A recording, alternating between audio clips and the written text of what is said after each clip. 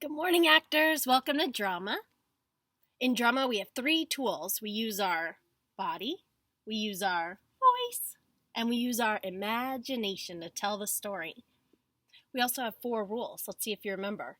Rule number 1, we listen carefully and pay close attention. Rule number 2, we respect each other's ideas. Rule number 3, we play safely in our space bubble. And rule number 4, we always try. Very nice. I'm here in the fort that I built with my kids, and I'm here today because this is such a great place to tell stories. It's nice and cozy, we've got a lot of pillows, and it's just a great cozy place to talk to each other. So I really want to start by thanking you for all the stories you've been telling me on Seesaw, and I hope that you enjoyed the stories that a storyteller shared with you last time in the video.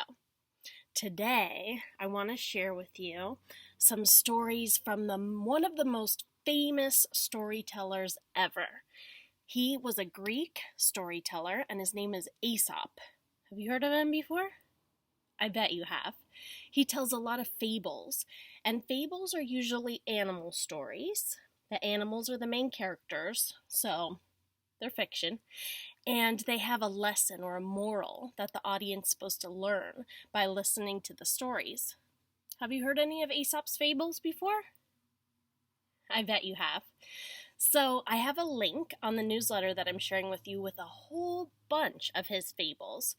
But some of them use old-fashioned language. So you'll notice that when they're talking about donkeys, they use the word ass.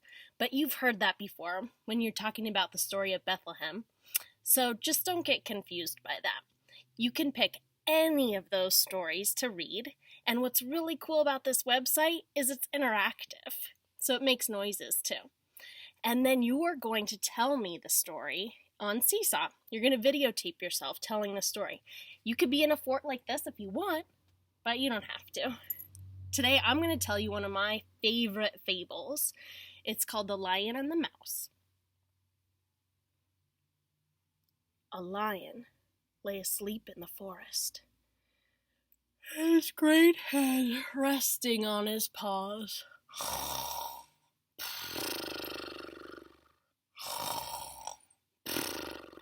When along came a timid little mouse. The mouse came upon him unexpectedly, and in her fright and haste to get away, ran right across the lion's nose. Roused from his nap, the lion laid a huge paw angrily on the tiny creature to kill her. "Spare me," begged the poor little mouse. "Please let me go, and someday I'm sure to repay you." The lion was much amused to think that a mouse could ever help him. But he was generous, and he let the mouse go. Some days later, while stalking his prey in the forest, the lion was caught in the toils of a hunter's net. Unable to free himself, he filled the forest with angry roaring. The mouse knew the voice and quickly found the lion struggling in the net. Running to one of the great ropes that bound him, she gnawed at it until it was parted and the lion was free. "You laughed when I said I could repay you," said the mouse. "But now you see, even a little mouse can help a great lion."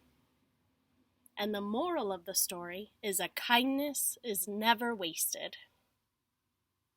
Isn't that a great story? It's one of my favorites because there's so many parts to act out, and you could be the big lion and the little tiny mouse. Let's see your big lion face and your little tiny mouse face and big lion face and little tiny mouse face. Nice.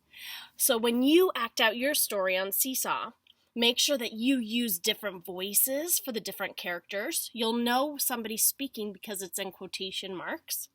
And you can also act out what their body is doing too. That really helps the audience to understand your story. If you have any questions, let me know. But I can't wait to see your stories. See you later, 4th grade.